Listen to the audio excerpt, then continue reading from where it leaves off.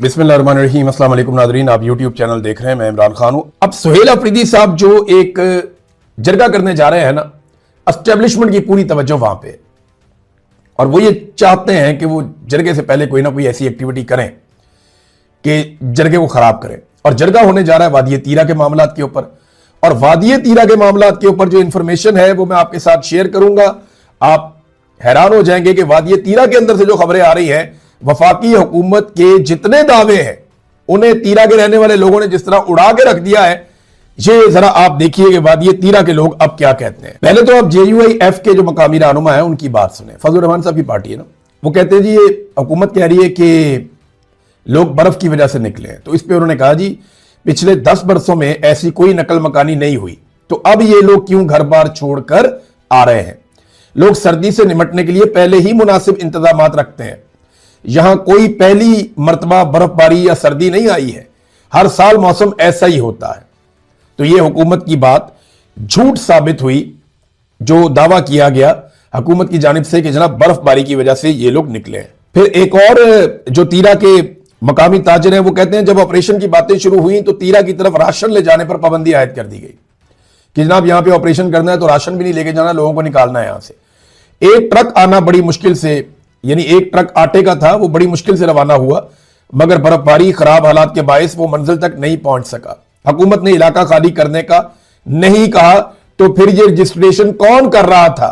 तीरा के मकामी ताजिर ने ये BBC के साथ बातचीत, BBC को मजीद बताया कि कम से कम हम पर हंसे तो मत। ख्वाजा आसिफ का बयान ऐसा है जैसे वो हमारा मजाक उड़ा रहे हैं। हम खुद क्यों इस सर्द मौसम में अपना घर बार छोड़कर आएंगे। हमने अभी कुछ अर्सा पहले अपना एक नया मकान तामीर किया है जिसमें बेसमेंट भी है, हम वहां सर्दी से महफूज रह सकते थे। तीरा मुतासरीन की BBC के साथ गुफ्तगू। सर्द मौसम की वजह से नकल मकानी, तीरा से नकल मकानी करने वालों ने वजीर दिफा और वफाकी वुज़रा के दावों को गलत करार दे दिया। इलाका खाली करने के लिए 3 दिन का हमें वक्त दिया गया और कभी कहा गया कि 10 से 25 जनवरी के दौरान नकल मकानी कर लो या ऑपरेशन होगा। ये तीरा के मुतासरीन ने BBC के साथ गुफ्तगू की है। नाज़रीन, इस पे सुहेल अफरीदी ने और एक जमात इस्लामी के प्रोफेसर इब्राहिम है, उन्होंने भी इसके ऊपर स्टेटमेंट दिया है। फौज ने मजबूर करके लोगों को घरों से निकाला, किसी ने रजाकाराना तौर पर अपना घर बार नहीं छोड़ा। परवेज मुशर्रफ के दौर से लेकर आज तक जितने भी ऑपरेशन हुए सबका फैसला फौज ने किया, ये जनाब प्रोफेसर इब्राहिम साहब फरमा रहे हैं। जबकि सुहेल अफरीदी कहते हैं कि एक तरफ तीरा के लोग पाकिस्तान के लिए कुर्बानियां दे रहे हैं और दूसरी तरफ बेशर्म सियासतदान उनका मजाक उड़ा रहे हैं। कोई भी शख्स अपनी मर्जी से अपना घर नहीं छोड़ता। इन लोगों को जबरदस्ती निकाला गया और इन्हें कोई माली मदद भी फराहम नहीं की गई। ये है सूरत हाल वादिये तीरा की। वादिये तीरा के लोग गुस्से में है। नॉर्मली क्या होता था, जब भी पाकिस्तान की फौज कोई ऑपरेशन पाकिस्तान के अंदर करती थी तो गाने चलते थे, ISPR म्यूजिक बनाता था, उसके अंदर बड़े जबरदस्त फिल्मी सीन डाले जाते थे, बड़ी अच्छी प्रोडक्शन होती थी। तो उससे जो है ना वो हीरो बनाए जाते थे नए, और पाकिस्तान की मिलिट्री एस्टेब्लिशमेंट को फायदा होता था। तो जर्नैलों की शान में कसीदे पढ़े जाते थे। लेकिन इस मरतबा काम उल्टा हो गया, हीरो बन गए सियासतदान। सुहेल अफरीदी के बाकी साथी वो सारे हीरो बन गए और एस्टेब्लिशमेंट जीरो हो गई। तो ये ऑपरेशन से मुकर के भाग गए। आप अंदाजा करें, पाकिस्तान में एस्टेब्लिशमेंट को यह बात सोचनी पड़ेगी कि पहली मर्तबा उन्होंने ऑपरेशन अनाउंस किया और लोगों ने उसको रद्द किया, और इस हद तक रद्द किया कि ऑपरेशन के नाम से इनको भागना पड़ गया। ये इनके साथ पाकिस्तान की तारीख में पहली मर्तबा हुआ। इससे पहले कभी ऐसा नहीं हुआ। अभी और बहुत कुछ भी पहली मर्तबा होगा पाकिस्तान में इन लोगों के साथ। देखिए, ये जो डोनाल्ड ट्रंप और नेतन्याहू साहब के साथ इन्होंने दोस्ती तो होनी चाहिए। ये जो इन्होंने नौकरी और चाकरी की है फील्ड मार्शल आसिम मुनीर साहब ने और शहबाज शरीफ साहब ने, ये जो नेतन्याहू साहब से और डोनाल्ड ट्रंप साहब से नौकरी और चाकरी इन्होंने इख्तियार की है, ये एक लंच इतना महंगा कभी नहीं होता जितना महंगा लंच डोनाल्ड ट्रंप के साथ पाकिस्तान के फील्ड मार्शल को पड़ेगा। अब ना उसकी कीमत चुकाने का वक्त आ गया। जो इतलात इसराइल से आ रही हैं कि रफा में वो बहुत बड़ा कैंप बनाने जा रहे हैं, ये मैं नहीं कह रहा, ये इसराइली जर्नैल कह रहे हैं जो रिटायर्ड हैं, और इसराइली रिटायर्ड जर्नैल ने सारी खबर खोल दी है। गजा को बहुत सारे हिस्सों में तकसीम किया जा रहा है। फलस्तीन की रियासत का जो क़याम है वो अब एक ख्वाब ही बन जाएगा, और नेतन्याहू ने इसके बारे में स्टेटमेंट दे भी दिया। पहले आप ये देखें कि इसराइली जर्नैल ने क्या कहा। इसराइली जर्नैल का कहना है कि इसराइल ने गजा के जनूबी शहर रफा में एक बहुत बड़े कैंप के लिए जमीन साफ कर दी है, जहां फलस्तीनियों की नकलो हरकत को इसराइली निगरानी में रखा जाएगा। और ये जनाब जो जर्नैल हैं रिटायर इसराइल के, वो ये बात रॉयटर्स को बता रहे हैं। उन्होंने कहा कि यह जगह लाखों लोगों की रिहाइश के लिए तैयार की जा रही है, यानी लाखों लोग वहां पे रहेंगे उस कैंप के अंदर। अच्छा, इसे अल जजीरा ने एक जेल नुमा जगह करार दिया, जैसे मवेशियों को रखा जाता है। और इसका जो सिस्टम है उसको जरा समझ ले आप, वो करने ये जा रहे हैं कि एक खास एरिया साफ करके उसे बंद कर रहे हैं, वहां पे एक कैंप नुमा जेल बना रहे हैं, क्योंकि अल जजीरा ने इसको करार दिया कि ये कैद खाना टाइप जगह है। इसके अंदर जितने लोग जाएंगे ना, वो इसराइल को क्रॉस करके जाएंगे, उनके सिक्योरिटी बैरियर को क्रॉस करके जाएंगे। अगर कोई लोग मिस्र जाना चाहते हैं तो वो भी बैरियर्स को क्रॉस करके जाएंगे। अब जितने लोग आएंगे और जाएंगे वो बायोमेट्रिक सिस्टम के साथ जाएंगे और आएंगे। उनके चेहरों की शनाख्त का, आंखों की शनाख्त का एक पूरा तरीकाकार होगा। वो कभी भी कहीं भी जाएंगे वो फौरी तौर पर डिटेक्ट हो जाएंगे। तो ये लोग बाकायदा एक ऐसे सिस्टम के अंदर आ जाएंगे जहां पे उन्हें पूरी तरह से कंट्रोल किया जा सकेगा। और गजा को अलग अलग हिस्सों में तकसीम करने का पूरा एक मंसूबा है। ये तो हमें चूरन बेचना है ना, पाकिस्तान के मिलिट्री एस्टेब्लिशमेंट और इनकी बनाई हुई हुकूमत, ये हमें चूरन बेच रहे हैं कि जनाब पाकिस्तान के अंदर हम ये कह रहे हैं कि जी फलस्तीन आज़ाद हो जाएगा और तामीर नौ हो जाएगी, जो उनका नुकसान हुआ है वो पूरा हो जाएगा और आइंदा कोई कत्लो गारतगिरी नहीं होगी। वो एक्चुअली वो पूरा का पूरा जो उनका आज़ादी का एक नैरेटिव वो बनाते हैं, फलस्तीनी कहते हैं हमने आज़ादी लेनी है, वो तो खत्म हो जाएगा इस सारी कहानी में। वो हमेशा के लिए महकूम और मजबूर हो जाएंगे। हमेशा के लिए जो है वो उनके पास वो ताकत नहीं रहेगी आज़ादी के लिए। और हमास को गैर मुसल्ला करना इसका एक और हिस्सा है। हमास रिटेलिएशन तो करेगी, अब उसे गैर मुसल्ला करने के लिए ये लोग किस लेवल तक जा सकते हैं ये हम बाद में देखेंगे। लेकिन ये कोई पॉपुलर फैसले नहीं है जो पाकिस्तान की मिलिट्री बैक्ड हुकूमत इस वक्त कर रही है। इन्होंने अपने और अपने खानदानों के लिए एक गड़ा खोद लिया। अब चाहे ये पाकिस्तान की मिलिट्री एस्टेब्लिशमेंट के सीनियर अफसरान है, तो चाहे ये पाकिस्तान की इस वक्त की जो हुकूमत है उसके मुश्तरका, और ये बात इसलिए मैं आपको कह रहा हूं कि अभी हमने लोगों से बात की है एक दिन पहले, मैंने आपको सुनवाई भी। लोगों के जज्बात बड़े खौफनाक है, बाकी बातें करते हुए लोग डरते हैं। मैंने बहुत सारे इंटरव्यू चलाए ही नहीं, लोगों ने अल्फाज इस तरह के इस्तेमाल किए जो मुनासिब नहीं थे। तो इस मामले में लोग बहुत भरे हुए हैं, बहुत गुस्से में। तो अब इनके पास दो ही रास्ते हैं। अगर ये डोनाल्ड ट्रंप को राजी रखते हैं तो अवाम इन्हें और इनके खानदानों को कभी नहीं भूलेगी। ये इबरत के निशान के तौर पे मौजूद रहेंगे, इन्हें कभी इज्जत नहीं मिल सकेगी। जैसे याया खान है, इज्जत के लिए तरस गया, कभी इसको इज्जत मिली नहीं। इसी तरह वो घटिया सियासतदान भी हैं मादी के, जिन्हें इज्जत के लिए वो तरस गए, उन्हें इज्जत नहीं मिली। ऐसे ही इनके साथ भी यही होने वाला है। हाँ, अब आप इस बात पे आ जाए कि अगर ये डोनाल्ड ट्रंप की बात नहीं मानते तो फिर डोनाल्ड ट्रंप नहीं छोड़ेगा, क्योंकि आईएमएफ हो या वर्ल्ड बैंक हो, वो इनको ढील दे ही इस बुनियाद के ऊपर रहा है कि ये अमेरिका की बात मान रहे हैं और इनका सिस्टम चल ही इस बुनियाद के ऊपर रहा है। वरना इंसानी हकूक की पामालियों पे इनको फारिग कर दिया जाएगा। इन्होंने जो इकोनॉमी की हालत कर दी है, ये 4 दिन मुल्क नहीं चला सकते इस वक्त अमेरिकी मदद के बगैर, जहां तक ये पाकिस्तान को ले गए हैं। और जितने इनके दिमाग है ना, एक ही जैसे सारे इकट्ठे हो गए। थोड़ा सा पहले फील्ड मार्शल ने कहा था, जो पाकिस्तान छोड़ के नौजवान बाहर जा रहे थे, उन्होंने कहा था ये ब्रेन ड्रेन नहीं है, ब्रेन गेन है। याद है आपको? अब मरियम नवाज साहबा ने भी वैसे ही स्टेटमेंट दे दी है। अफसोस होता है कि एक से एक अकलमंद यहां पे जमा। अब मरियम नवाज की बात आप सुने, वो कहती है पाकिस्तान की अगर एक्सपोर्ट्स बढ़ानी है तो सबसे बेहतरीन एक्सपोर्ट हमारे ब्रिलियंट ब्रेन्स हैं, जिन्हें हम एक्सपोर्ट कर सकते हैं। यानी हमारे जो दिमाग हैं, बेहतरीन ब्रिलियंट किस्म के दिमाग, बेहतरीन दिमाग, उन्हें हम एक्सपोर्ट कर सकते हैं। अच्छा, इसका मतलब ये नहीं है कि वो सर के अंदर से दिमाग निकाल के बाहर एक्सपोर्ट कर देंगे। और जो बेहतरीन ज़हीन लोग हैं पाकिस्तान के, जो अपने अपने शोबों में शानदार हैं, चाहे वो डॉक्टर हैं, चाहे वो इंजीनियर हैं, चाहे वो अकाउंटेंट्स हैं, चाहे वो आईटी एक्सपर्ट्स हैं, चाहे वो बड़े ज़बरदस्त किस्म के जानने वाले हैं मईशत को, मईशतदान हैं, इकोनॉमिस्ट हैं, चाहे वो बेहतरीन दिमाग जो हैं वो बैंकिंग के शोबे से हैं, चाहे वो बेहतरीन दिमाग जो हैं वो ज़राअत के शोबे से हैं। तो जिस जिस शोबे में बेहतरीन दिमाग हैं उनको बाहर भेज दिया जाए पाकिस्तान से। तो इससे 2 फायदे होंगे। नंबर 1, वो बेहतरीन दिमाग जो है वो वोट डालने के काबिल नहीं रहेंगे, ओवरसीज पाकिस्तानी बन जाएंगे। नंबर 2, वो अपने घर वालों को खाने पीने के लिए पीछे से पैसे भेजा करेंगे, उससे पाकिस्तान को रेमिटेंसेस में इजाफा हो जाएगा, पाकिस्तान को पैसे मिल जाएंगे। और नंबर 3 फायदा ये होगा कि पाकिस्तान में कम समझदार लोग रह जाएंगे, जिस तरह के खुद हैं ये लोग, जिस तरह के दिमाग इनके अपने कुंद ज़हन है ना, एक तो पढ़े लिखे नहीं है, ऊपर से कोशिश भी नहीं करते। तो इन्हीं तरह के लोग जो है ये चाहते हैं पाकिस्तान में बाकी रह जाएं, यानी सुनिया हो जान गलियां तो फिर मिर्जा यार फिरे। ये इनकी ख्वाहिश है कि जनाब जितने जहन हमारे छोटे हैं, जितने हम कुंड जहन है, इसी तरह के लोग पाकिस्तान में बाकी रह जाएं। जितने अच्छे दिमागों वाले लोग हैं वो पाकिस्तान छोड़ के पाकिस्तान से बाहर चले जाएं। मुकाबला कर नहीं सकते, सामना कर नहीं सकते, तो कहते जी लोग पाकिस्तान छोड़कर ही चले जाएं। पूरी दुनिया बेहतरीन दिमागों को अपने मुल्क में रखना चाहती है। किसी मुल्क में जितने जरखेज दिमाग होंगे, जितने ब्रिलियंट माइंड्स होंगे, जितने शानदार ब्रेन्स होंगे जिस मुल्क के अंदर, वो उतना तरक्की करेगा। लोग चाहते हैं कि शानदार लोग उनके मुल्क के अंदर काम करें, साइंस में काम करें, टेक्नोलॉजी में काम करें, आईटी में काम करें, इंजीनियरिंग में काम करें, ज़राअत में काम करें। हर चीज के अंदर शानदार लोग पाकिस्तान में रुकने चाहिए ताकि पाकिस्तान तरक्की करे। यह होती है एक पाकिस्तानियत वाली सोच। और यह सोच कि जितने पढ़े लिखे हैं उन्होंने बाहर भेजो तो पैसे भेजन, ये पाकिस्तानियत वाली सोच नहीं, ये एक ताजिर वाली सोच है। ये एक घटिया ताजिर वाली सोच है जिसको मुनाफे के अलावा कुछ और सूझता ही नहीं है। क्योंकि बाप ताजिर है ना, तो खून के अंदर ये चीज आई हुई है कि नहीं नहीं, बेहतरीन लोगों को बेच दो, बाहर भेज दो, जाके दूसरे मुल्कों में तरक्की करें, दूसरे मुल्कों की तरक्की के अंदर हाथ बटाएं।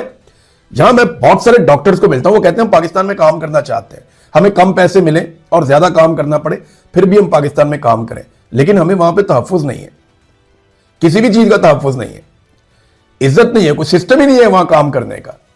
और जिस तरीके से तजलील की जाती है मुख्तलिफ शोबों में, या बेशुमार लोग ऐसे मिलते हैं जो पाकिस्तान से सिर्फ इसलिए आए कि सिस्टम काम नहीं कर रहा। वो पाकिस्तान में रहना चाहते हैं, काम करना चाहते हैं, लेकिन हुक्मरानों की घटिया सोच देखें, वो कहते हैं निकलो पाकिस्तान से जाओ। और एक्सपोर्ट्स की जो रियल एक्सपोर्ट्स हैं उनकी जरा हालत आप चेक करें। ये जो इन्होंने किया पाकिस्तान के साथ, हार्ड स्टेट है ना, इसका कमाल चेक करें आप। पाकिस्तान और उसके पाकिस्तान के आसपास जो 9 हमसाया ममालिक हैं उनके साथ जो हमारी ट्रेड है, तिजारत है, उसी में हमारा जो तजारती खसारा है वो बढ़ गया है 44.42% तक।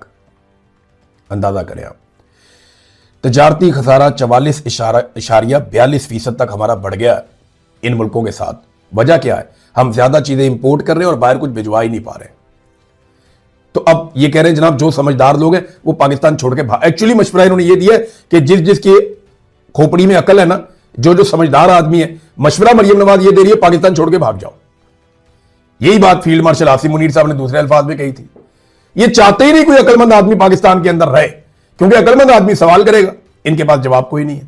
लेकिन सवाल होगा, जवाब होगा, ये तो आपको करना पड़ेगा। लाहौर के मैन होल के अंदर, ये मैन होल नहीं, एक गटर था, अब एक नाला टाइप बना हुआ था, वहां पे एक खातून, और खातून का नाम था सादिया, और उनकी 9 माह की बच्ची, ये उसमें गिर गए, रिक्शे में बैठने की कोशिश कर रहे थे, वहां उसके अंदर गिर गए। इनकी तलाश होती रही काफी देर तक। पंजाब हुकूमत ने कहा जी कि नहीं, गुमे ही नहीं, कोई भी नहीं गिरा, ये सब झूठ है। औरत की अपने शौहर से लड़ाई हुई थी, ये बात फैला दी गई, तो पंजाब हुकूमत ने, वजारत इत्तलात ने झूठ बोलना शुरू कर दिया कि ऐसा कोई वाकई नहीं हुआ। चंद घंटों के बाद जो है वो खातून की लाश मिल गई। बच्ची की लाश की तलाश अभी जब मैं ये वीलॉग कर रहा हूं, जो इत्तलात आई हैं वो अभी तक जारी है। पता नहीं अब लाश अभी मिलती है, कब मिलती है, कैसे मिलती है। लेकिन आप देखें, झूठ इनकी जुबान की नोक के ऊपर है। ये है ही फ्रॉड, ये पेट से झूठ बोलते हैं ये। नाज़रीन, ईरान और अमेरिका के बीच में भी चीजें बहुत सख्त पोजीशन पे पहुंच चुकी हैं, और यहां पे ऐसा लगता है कि एक फैसला, एक तो ये पढ़े लिखे नहीं है हुकूमत के लोग, और ऊपर से ये कोशिश भी नहीं करते। इमरान खान साहब ने कहा था, यानी मरियम नवाज की हुकूमत ने दावा कर दिया कि इमरान खान के दौर में पेट्रोल 400 रुपए लीटर था। हम रोटी को चोची कहते हैं। ये पाकिस्तानी सारे बेवकूफ़ हैं, पाकिस्तानी सारे भुलक्कड़ हैं, या ये सारे के सारे कोई शॉर्ट टाइम मेमोरी लॉस के मरीज हैं कि इन्हें पता ही नहीं चलेगा और आप कहेंगे 400 रुपए लीटर था, कल आप 500 रुपए लीटर भी कह देंगे। इमरान खान के दौर में पेट्रोल की कीमत 145 रुपए लीटर थी। 145 रुपए डीजल मिल रहा था, 150 रुपए पेट्रोल मिल रहा था, और मुंह उठा के कह रहे हैं ये लोग कि 400 रुपए लीटर इमरान खान के दौर में पेट्रोल था, अब हमने सस्ता कर दिया। नहीं जी नहीं, आपने महंगा कर दिया, डबल कीमत पे आप पेट्रोल बेच रहे हैं। आलमी मंडी में जब महंगा था तो इमरान खान सस्ता दे रहा था, आज आलमी मंडी में सस्ता है तो आप लोग महंगा दे रहे हैं। यास्मीन राशिद साहबा ने एक स्टेटमेंट दिया अपनी कैद को लेकर, और ये उनका बड़ा इंपॉर्टेंट स्टेटमेंट है। मैं पहले आपको ये बात बता भी चुका हूं कि एक्चुअली यास्मीन राशिद साहबा को जो अंदर रखा गया है वो नवाज शरीफ की ख्वाहिश पे रखा गया है। यास्मीन राशिद साहबा कहती है कि नवाज शरीफ की ईमा पर मेरी जमानत नहीं होने दी जा रही, क्योंकि नवाज शरीफ मुझसे खौफजदा है। वो जानते हैं कि अगर मैं रिहा हो गई तो हल्के में निकलूंगी और उसका फॉर्म 45 से मसक शुदा चेहरा बेनकाब करूंगी। यानी जो असल फॉर्म 45 वो लेकर आऊंगी और नवाज शरीफ का जो मसक शुदा चेहरा है वो मैं बेनकाब करूंगी हल्के में निकलकर। हल्के की आवाम निकलेगी और बताएगी कि वोट किसे दिया था। ये डॉक्टर यास्मीन राशिद साहिबा ने जेल में गुफ्तगू की है, जिसे शाकिर अवान साहब ने रिपोर्ट किया। और यही बात मैं बड़े अरसे से कह रहा हूं कि नवाज शरीफ नहीं चाहते कि उन्हें शर्मिंदगी का सामना करना पड़े, क्योंकि डॉक्टर यास्मीन राशिद नवाज शरीफ के लिए और सनम जावेद नवाज शरीफ की बेटी मरियम नवाज के लिए एक डरावना ख्वाब बन चुके हैं। मैं फिलहाल तक की बात कर रहा हूं, अभी तो ये बाप बेटी बहुत डरते हैं। मैं इनका बजट पढ़ रहा था, ये ऐसे खुद पसंदी का शिकार है, ऐसे ज़हनी मरीज हैं कि वो एक ही सफ़ा मेरे सामने आया, मैं सर पकड़ के बैठ गया। मैंने कहा ये पागल है ये लोग, और फिर मुझे पता चला वाकई पागल है, ज़हनी मरीज है। पंजाब हुकूमत का बजट आप निकालें, वो जो एक सफ़ा मेरे सामने आया, मैं उसे देख रहा था। नवाज शरीफ मरियम नवाज, नवाज शरीफ मरियम नवाज, नवाज शरीफ मरियम नवाज, नवाज शरीफ इंस्टीट्यूट मरियम नवाज इंस्टीट्यूट, फलाना इदारा नवाज शरीफ, फलाना इदारा मरियम नवाज, फलाना इदारा वज़ीर आला, फलाना इदारा नवाज शरीफ। यानी हद हो गई। ऐसे लग रहा था कि मैं कोई पंजाब हुकूमत का बजट नहीं पढ़ रहा, बल्कि मुझे लग रहा था कि शायद मैं कोई शरीफ खानदान की डायरी पढ़ रहा हूं, या इस खानदान पे लिखी हुई किसी इनके टाउट की शायरी पढ़ रहा हूं। अजीबोगरीब वैसे खानदान है, पागलपन की हद तक ये खुद पसंदी का और नरगिसियत का शिकार है। और देखें, हमारी एस्टेब्लिशमेंट ने हम पर ये लोग मुसल्लत किए हैं, ज़हनी मरीज। और एक और ज़हनी मरीज की कहानी बताता हूं आपको मैं। ये पाकिस्तान का वज़ीर ख़जाना लगा हुआ है, इसके काम चेक करें आप ज़रा। वो कहता है जी पाकिस्तान का बच्चा बच्चा अमीर है, हर घर में 3 तरह के खाने तैयार होते हैं, गरीब भी 2 वक्त महंगा चिकन खाते हैं, अगर आप टैक्स नहीं देंगे तो कौन देगा। ये वज़ीर ख़जाना है। पाकिस्तान में इस वक्त 45% लोग गुर्बत की लकीर से नीचे चले गए हैं। आधे पाकिस्तानी इस वक्त गरीब हैं। लोग बिजली के बिल जमा नहीं करवा पा रहे, गैस के बिल जमा नहीं करवा पा रहे, बच्चों के स्कूलों की फीसें जमा नहीं करवा पा रहे, लोग उधार ले लेकर गुजारा कर रहे हैं, लोगों की दाल रोटी नहीं चल रही है, एक टाइम का खाना पकाना मुश्किल हो गया है। और ये शख्स, क्योंकि देखे ना, इसका आवाम से ताल्लुक ही कोई नहीं है, ना कभी ये वोट मांगने गया, ना कभी इसने वोट मांगने जाना है, ना इसका पब्लिक से ताल्लुक है, ना इसको कभी पब्लिक ओपिनियन या उनकी हालत का पता चलेगा। ये तो एसी वाले दफ्तर में बैठने वाला बंदा है। इसको तो जो आगे बाबू बता देंगे टाइयां पहन के, तो ये कहेगा जी ऐसे ही मुल्क चल रहा होगा। इसको तो जो कहानी आप सुनाएंगे ये उसी को हकीकत मान लेगा, क्योंकि ग्राउंड रियलिटी से इसका ताल्लुक कोई नहीं है, ये अवाम में जाता नहीं है। इसीलिए कहते हैं ना कि अवामी नुमाइंदे को हुकूमत मिलनी चाहिए, ताकि उसे अवाम के दुख और दर्द का एहसास हो। जिन लोगों को ऊपर से लाकर मुसल्लत किया जाता है बंद कमरों में फैसले करके, इसीलिए तो इमरान खान हकीकी आज़ादी मांग रहा है कि मुंतखब हुकूमत आए और अपनी मर्जी से फैसले करे। अब इस आदमी को क्या पता कि आम आदमी के घर में क्या चल रहा है। वो कह रहा है जी बहुत अमीर हो गए पाकिस्तानी, मौजा हो गया, इनसे टैक्स निकलवाओ। भाई आम आदमी को आपने कमर तोड़ दी है, तनख्वाहदार तबके से आपने टैक्स छीन छीन के उसका बेड़ा गर्क कर दिया है। और जो ताकतवर अशराफिया और अमीर लोग हैं उनसे आप टैक्स ले नहीं सकते। नादरीन, एक और बहुत बड़ी खबर है, बड़ी ज़बरदस्त खबर है, बल्कि मैंने खबर सुनी, मैं बड़ा खुश हुआ कि पहुंची वहीं पे खाक जहां का खमीर था। और ये रिजवान गलज़ी साहब ने खबर दी है, आमिर मुगल साहब ने भी इसको रिपोर्ट किया है। वहीं से मैं रिपोर्ट कर रहा हूं कि तलत हुसैन जो एक जर्नलिस्ट हैं, इन्हें पाकिस्तान टेलीविज़न में नौकरी मिल गई है। तलत हुसैन को पाकिस्तान टेलीविज़न में नौकरी मिल गई है। और टेलीविज़न पाकिस्तान का जो है उसमें नौकरी जब मिलती है तो आपको मखसूस खिदमात के एतराफ़ के नतीजे में ये नौकरी मिलती है। यानी आपको वो खिदमात देनी होती हैं और मुसलसल देनी होती हैं, खुशामद आपको करनी होती है, हुकूमत का बयानिया आपको चलाना होता है, एस्टेब्लिशमेंट के जूतों को साफ रखना पड़ता है, बहुत सारी चीज़ें मैनेज करने के बाद बिलाखिर आपको पाकिस्तान टेलीविज़न में नौकरी मिलती है। ऐसे मिलती नहीं है। बहुत कम कभी ऐसा हुआ कि मेरिट के ऊपर कोई बंदा आया। हाँ, मेरिट पे लोग आए पाकिस्तान टेलीविज़न में, एक दौर हुआ करता था, लेकिन अब तो मेरिट शेरिट गया। और जिस तरह के लोग पाकिस्तान टेलीविज़न पे लाकर बिठाए गए हैं, उन्हें देखकर तो कानों को हाथ लगाए जाते हैं कि अवाम के पैसों से इन लोगों के घरों में पैसा भेजा जा रहा है, इनको तनख्वाहें दी जा रही हैं और इनकी जेबें भरी जा रही हैं। जो ईरान की और इसराइल की सूरत हाल है उसके बारे में बताता हूँ। ईरान की वजारत सेहत है, वो ये बता रही है कि इसराइली हमलों के नतीजे में अब तक 224 अफराद शहीद हुए हैं और 90% आम शहरी हैं। बाकी जो है वो आर्म फोर्सेस के लोग हैं, कोई साइंटिस्ट हैं, कोई जर्नल्स हैं, वो भी इसके अंदर शहीद हो गए हैं। तो 224 अफराद ईरान की जानिब से शहीद हुए हैं, जबकि अब इसराइल का नुकसान भी हो रहा है। इसराइली जो है मुल्क छोड़ छोड़ के जा रहे हैं, मुल्क छोड़ छोड़ के भाग रहे हैं। और बड़े अजीबोगरीब मनाज़िर हमने देखे। इससे पहले जब जब इसराइल कोई लड़ाई लड़ता है और जैसे ही उसके शहरी जाकर अपनी हिफाजत के पेश नज़र यूरोपियन एयरपोर्ट्स पे उतरते हैं तो उनका इस्तकबाल किया जाता है। हमने ये मनाजिर एक मरतबा नहीं कई मरतबा देखे। जैसे ही इसराइली शहरी यूरोप में दाखिल होते हैं उनके एयरपोर्ट्स पे, तो वो इसराइली झंडा लेकर जाते हैं तो उनका इस्तकबाल किया जाता है। इस मरतबा ऐसा नहीं हुआ, क्योंकि इसराइल गुज़िश्ता 2 सालों से एक ऐसा जुल्म और जबर कर रहा है, उन्होंने एक ऐसी बर्बरियत शुरू कर रखी है गजा में, जिसकी वजह से उनका पूरा का पूरा इमेज तबाह हो गया है पूरी दुनिया में। अभी कुछ विजुअल मैंने देखे, फ्रांस के दारुल हुकूमत में जब एक फ्लाइट उतरती है तो उसमें से निकलते हैं इसराइली पैसेंजर्स जो अपनी जान बचा कर आए हैं। वो जैसे ही वहां पे उतरे, उन्होंने इसराइल के झंडे निकाले और नारे लगाना शुरू किए, तो सामने जो शहरी मौजूद थे, जितने भी एयरपोर्ट पे लोग थे, उन्होंने उनके खिलाफ नारेबाजी शुरू कर दी। वो गर्मजोशी नहीं थी, बल्कि एक सर्द मोहरी थी और इसराइली शहरियों के खिलाफ एक रिएक्शन था। इसराइल और इसराइल के शहरियों को यह समझना पड़ेगा कि जिस तरह के जंगी जनून में वो मुब्तला है, उससे दुनिया में उनकी इज्जत में इजाफा नहीं हो रहा, बल्कि दुनिया उनके खिलाफ होती चली जा रही है। और ये मनाजिर हमने देखे हैं, अभी हमने ये मनाजिर फ्रांस में देखे हैं, बाकी जगहों से भी आपको ऐसे मनाजिर नजर आएंगे। पूरी दुनिया में एहतजाज हुए हैं, बहुत बड़े बड़े एहतजाज हुए हैं गजा के लोगों के हक में। नीदरलैंड के अंदर एक बहुत बड़ा एहतजाज हुआ है, उसको देखने के बाद मैं हिल गया था कि पाकिस्तान में इतना बड़ा एहतजाज करने की इजाज़त पाकिस्तान की गवर्नमेंट ने नहीं दी, जितने बड़े एहतजाज अमेरिका में, बरतानिया में, नीदरलैंड में, दुनिया के बहुत सारे और मुल्कों में हुए हैं। तो पाकिस्तान के अंदर तो इस वक्त जो हुकूमत है वो ऐसा लगता है कि इसराइल को शायद खुश रखना चाहती है। वो किसी को इसराइल के खिलाफ बात ही नहीं करने देते और किसी को फ़लस्तीनियों के हक में निकलने ही नहीं देते। जो निकलते हैं उन्हें वो मारते हैं। अगर कोई फ़लस्तीन का झंडा उठा ले तो वो उससे झंडा छीन लेते हैं। दूसरे ममालिक के जो खिलाड़ी हैं वो फ़लस्तीन के झंडे लेकर घूमते हैं, लेकिन पाकिस्तान के स्टेडियम के अंदर भी अगर कोई फ़लस्तीन का झंडा लेकर आ जाए तो उससे वो झंडा छीन लिया जाता है। अभी तक जो ईरान ने इसराइल को नुकसान पहुंचाया जिन एरियाज़ में, यहाँ पे मेरे पास सामने इसराइल का नक्शा मौजूद है और इसके जितने इंपॉर्टेंट एरियाज़ हैं वहाँ पे ईरान ने स्ट्राइक किया है। और अब तक की इत्तला के मुताबिक डिफरेंट लोग इसमें बड़ा अच्छा रिपोर्ट कर रहे हैं। रज़ी ताहिर साहब और उनकी टीम बहुत अच्छा रिपोर्ट कर रही है और वो इस मामले के साथ पूरी तरह से जुड़े हुए हैं।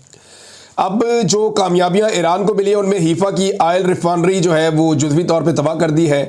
हीफा पावर प्लांट जो है उसको तबाह कर दिया है। राफेल असला साज कंपनी जो है फैक्ट्री वो तबाह हो गई है। और न्यू एटम एयरबेस जो है उस पर कामयाब हमले हुए हैं। और इसके साथ ही हनी पार्क तिल अल-बैब में कई इमारतें जो हैं, जो दारुल हुकूमत है इनका इसराइल का तिल अल-बैब, वहाँ पे बहुत सारी इमारतें जो हैं वो निशाना बनी है। हीफा में तैनात एरो 3 एयर डिफेंस सिस्टम जो है उसको भी तबाह कर दिया गया है।